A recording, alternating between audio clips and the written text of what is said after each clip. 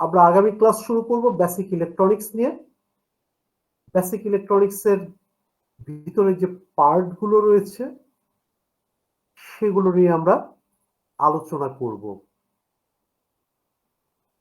অত্যন্ত গুরুত্বপূর্ণ basic electronics. Amateur radio জানতে হলে, অ্যামেচার রেডিও চর্চা করতে হলে আপনাকে বেসিক ইলেকট্রনিক্স জানতে হবে।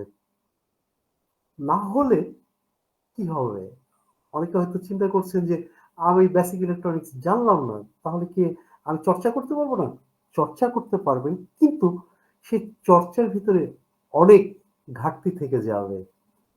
যেমন একটা ফিউজ, আপনি একটা রেডিও ইকুইপমেন্ট ব্যবহার করছেন, তার একটা ফিউজ কেটে গেছে, যে কোনো কারণবশত একটা ফিউজ কেটে যেতে পারে, ওভার ভোল্টেজের জন্য, ওভার অ্যাম্পিয়ারের জন্য, বা শর্ট সার্কিটের জন্য, যে কোনো কারণবশত, বা ফিউজটা অনেকদিন ব্যবহৃত হয়েছে, নষ্ট হয়ে যেতে পারে, খুব সামান্য একটা ফিউজ।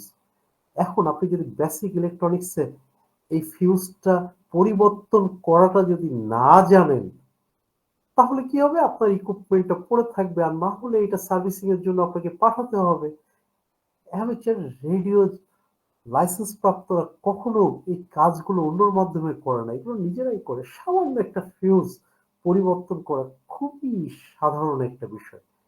তো এই বিষয়গুলো নিয়েই হচ্ছে বেসিক ইলেকট্রনিক্স। একটা রেজিস্টার পুড়ে গেছে, সেই রেজিস্টারটা পরিবর্তন করতে হবে। রেজিস্টারের কালার কোড দেখে আপনাকে বলতে হবে, জানতে হবে যে এটা কত মানের রেজিস্টার। বেসিক ইলেকট্রনিক্সে মূলত এগুলোই অন্তর্ভুক্ত। অ্যামেচার রেডিওর এটা একটা সারা বিশ্বব্যাপী সবচেয়ে স্মার্ট একটা আন্দোলনের মতো। যেমন যে সারা বিশ্বে রেডিও দিয়ে এক দেশ থেকে আরেক দেশকে যুক্ত করা, এক জাতি থেকে আরেক জাতিকে যুক্ত করা, নিজের দেশকে সারা বিশ্বের কাছে তুলে ধরা, রেডিও দিয়ে মানুষের জীবন বাঁচানো। দুর্যোগে যখন একটা দেশ, একটা জাতি যখন বিপর্যস্ত হয়ে পড়ে, তখন অ্যামেচার রেডিওর যে কি গুরুত্ব, যদি কখনো জীবনে আপনাদের সেই দিন আসে, তখন আপনারা বুঝতে পারবেন যে হ্যাঁ, অ্যামেচার রেডিও, যার দরুন সারা বিশ্বে জাতিসংঘ থেকে শুরু করে সারা বিশ্বের প্রত্যেকটা দেশের সরকার অ্যামেচার রেডিওকে এগিয়ে নিয়ে যায়, অ্যামেচার রেডিওকে পৃষ্ঠপোষকতা করে, অ্যামেচার রেডিও উন্নয়ন করে। অ্যামেচার রেডিওতে বলা আছে, যে দেশে যত অ্যামেচার রেডিওর সংখ্যা বেশি, সেই দেশ তত উন্নত। সারা বিশ্বে এখনো অব্দি জাপানের সংখ্যা সবচেয়ে বেশি, প্রচুর। জাপানের এডুকেশন অনেক সিস্টেমের ভিতরেও আছে অ্যামেচার রেডিও। আমাদের পার্শ্ববর্তী দেশে কেরালা টেরালার এইদিকেও দেখি অ্যামেচার রেডিওকে তারা তাদের পাঠ্যপুস্তকে নিয়ে আসছে। আমাদেরও চেষ্টা রয়েছে। আমাদের এই 2 মাসের যে জার্নিটা হবে, সেটা কেমন হবে, এটা নিয়ে একটু বলি আপনাদের। আমরা নিয়মিত ক্লাস করব,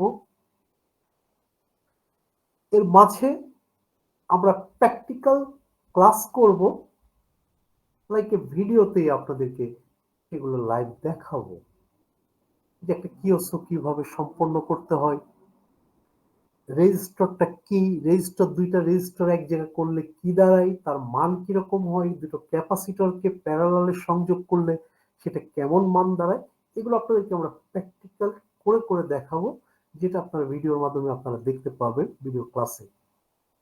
এছাড়া চলতি রমজান মাসেই, পবিত্র রমজান মাস উপলক্ষে আমরা একটা আয়োজন করব, একটা ইফতার পার্টি করব, এবং ওই একই দিনে আমরা সেহরি পার্টি করব।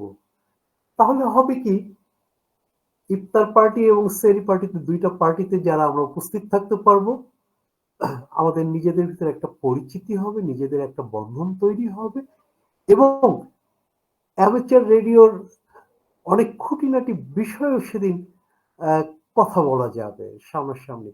কারণ অফিসিয়ালি অনেক কিছুই হয়তো অনেক সময় বলা যায় না, যে কথাগুলো হয়তো সেই সময় সামনাসামনি হয়তো বলা সম্ভব হবে। কারণ কিছু বাধ্যবাধকতা থাকে আমাদের নিজেদের উপরে, যারা অ্যামেচার রেডিওকে এগিয়ে নিয়ে যাওয়ার চেষ্টা করছেন, অনেক সময় তাদের উপর কিছু বাধ্যবাধকতা থাকে। তো সে বিষয়গুলো নিয়ে আমরা কথা বলবো। এর সুন্দর একটা তারিখ আপনারা নির্ধারণ করবেন।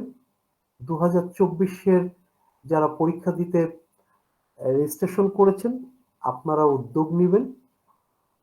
পুরনো অ্যামেচার, নতুন পুরনো যারা কল সাইন প্রাপ্ত আছেন, আমরা সবাই সহযোগিতায় থাকব। আমরা সুন্দর একটা ইফতার পার্টির আয়োজন করব, এবং ওই দিনে আমরা সেহরি পার্টির আয়োজন করব। মূলত সেদিন আমাদের টেকনিক্যালি বেশ কিছু ইকুইপমেন্ট আমরা দেখাবো, যেমন পোর্টেবল একটা রিপিটার সিস্টেম, পোর্টেবল একটা রিলে সিস্টেম, পোর্টেবল একটা এইচএফ সিস্টেম আমরা সেদিন দেখাবো। ওই দিনে ওইটার মাধ্যমে আমরা যোগাযোগ করে আমরা সমবেত হব একটা জায়গায়। নতুন বন্ধু 2024-এ যারা আছেন, তারা আপনারা দেখবেন যে গাড়ির উপরে কিভাবে দুইটা অ্যান্টেনা দিয়ে আমরা একটা পোর্টেবল রিপিটার স্টেশন আপ করেছি, যেটা দিয়ে আমরা ওয়াইড একটা এরিয়াতে যোগাযোগ ব্যবস্থা স্থাপন করেছি। এরকম বেশ কিছু জিনিস আপনারা দেখবেন। পাশাপাশি অনেক পুরনো অভিজ্ঞ অ্যামেচাররাও সেদিন অংশগ্রহণ করবেন। তাদের সাথেও আপনাদের কথা হবে, তাদেরও দিক নির্দেশনা পাবেন। আমাদের এই 2 মাসের জার্নিতে এটা একটা পার্ট থাকবে। টোটাল কোর্স যেদিন সমাপন হবে, এরপরে আমরা একটা তারিখ নির্ধারণ করব আপনাদের সার্টিফিকেট বিতরণের জন্য। সেদিন আমরা এআরএম-এর উদ্যোগেই আমরা আপনাদের সবাইকে নিয়ে একটা ছোট আয়োজনের ব্যবস্থা করব। সেদিন আপনার হাতে হাতে সার্টিফিকেটগুলো গ্রহণ করবেন। আশা করি ততদিনের মধ্যেও আপনারা পরীক্ষার একটা আনুমানিক তারিখ পেয়ে যাবেন, আমরা আশা করছি। তো বন্ধুরা, এই ছিল আজকের দিক নির্দেশনা পরীক্ষা নিয়ে এবং আগামী ক্লাসগুলো নিয়ে। আমি আবারও স্মরণ করিয়ে দিতে চাই,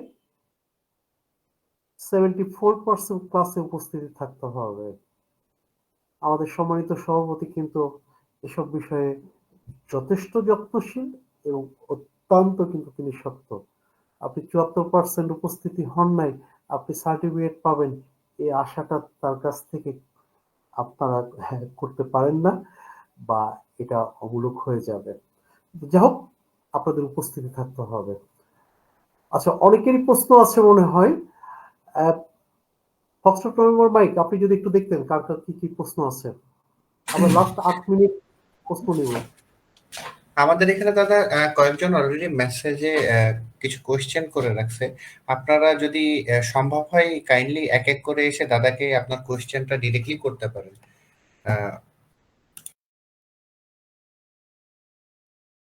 জয়নাল আবেদিন ভাই, আপনি কি শুনতে পাচ্ছেন? আপনার কোশ্চেনটা কি ডিরেক্টলি করতে পারবেন একবার? ওভার। আসসালামু আলাইকুম। জি, আমাকে সুযোগ দেওয়ার জন্য ধন্যবাদ। আমি বলেছিলাম আসলে আমরা আমাদের প্রস্তুতিটা কিভাবে শুরু করতে পারি। তাহলে এখন তো বুঝতে পারলাম যে আমরা পরবর্তী ক্লাস থেকে ইনশাআল্লাহ বুঝতে পারবো বিষয়টা। আর আমার আরেকটা বিষয় ছিল, সেটি হচ্ছে আমাদেরকে যদি কোনো রিডিং মেটেরিয়ালস দিয়ে দেওয়া হতো, মানে অ্যামেচার রেডিও সম্পর্কে কোনো বই যদি প্রোভাইড করতো, আমরা একটু পড়ে তোর আসতাম, তাহলে আমাদের একটা প্রাইমারি আইডিয়া হয়ে যেত ক্লাসে যাওয়ার আগে। ধন্যবাদ আপনাকে।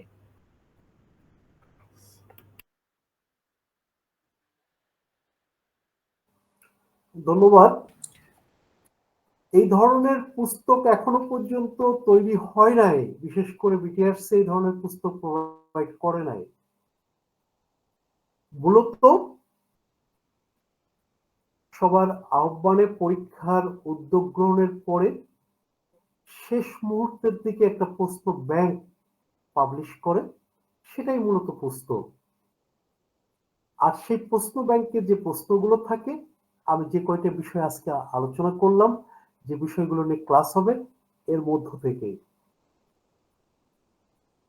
যদিও আমরা চেষ্টা করছি এই প্রশ্ন ব্যাংক সিস্টেমটাকে বাদ দেওয়ার, কারণ এটা যতটা সহজ করে পাশাপাশি অ্যামেচার রেডিওর শেখার আগ্রহটাও কমিয়ে দেয়। তো আপনাদের যেটা করতে হবে, যে ক্লাসগুলো হবে ক্লাসগুলোতে আপনাদের অংশগ্রহণ করতে হবে, ক্লাসগুলো করতে হবে। এই ক্লাস থেকে আপনারা নোট নেবেন, যে বিষয়গুলো নিয়ে কথা হবে সে বিষয়গুলো বোঝার চেষ্টা করবেন, ওই দিনের ক্লাসেই আপনারা সেগুলো সমাধান করে নেবেন। তাহলে দেখবেন আপনাদের জন্য পরীক্ষাটা খুব সহজ হয়ে যাবে, সেটা প্রশ্ন ব্যাংক দিক আর না দিক। ধন্যবাদ। বন্ধু, আশা করি জয়নাল ভাই আপনার উত্তর আপনি পেয়েছেন। এখানে আরেকজন দাদা একটা কোশ্চেন করে রেখেছিল। ভাই, আমি অনুরোধ করব, দাদা অলরেডি বলেছে আপনাদের সকলকে অদ্ভুত নাম ব্যবহার না করার জন্য। কাইন্ডলি এই ব্যাপারে একটু সতর্ক থাকবেন। সৌম্য আইসম্যান নামে একজন ভাই একটা কমেন্টস করেছে, আপনি কি মাইকে এসে আপনার কোশ্চেনটা আরেকবার করবেন? ওভার। জি, আসসালামু আলাইকুম। আমি আসিফ, আমার ভালো নাম আসিফ। তো ডাক নাম আরকি সৌম্য, এই জন্য দিছিলাম অনেক পুরানো। সো যেটা দাদার কাছে জানতে চাচ্ছিলাম, দাদা যেহেতু বললো যে বেসিক ইলেকট্রনিক জানতে হবে, তো আমি যেরকম আমার মনে হয় আমার মতো অনেকে আছে যারা বিজনেস ব্যাকগ্রাউন্ড একাডেমিক লাইন থেকে এসেছে। সো জিনিসটা এদের জন্য কতটুকু টাফ হয়, বা আপনারা কতটুকু এটাকে আমাদের আন্ডারস্ট্যান্ডিং ক্যাপাসিটিতে নিয়ে আসতে পারবেন, এই ব্যাপারে একটু জানতে চাচ্ছিলাম। আর প্রিভিয়াসলি যদি একটু শেয়ার করতেন যে বিজনেস ব্যাকগ্রাউন্ডে যারা ছিল,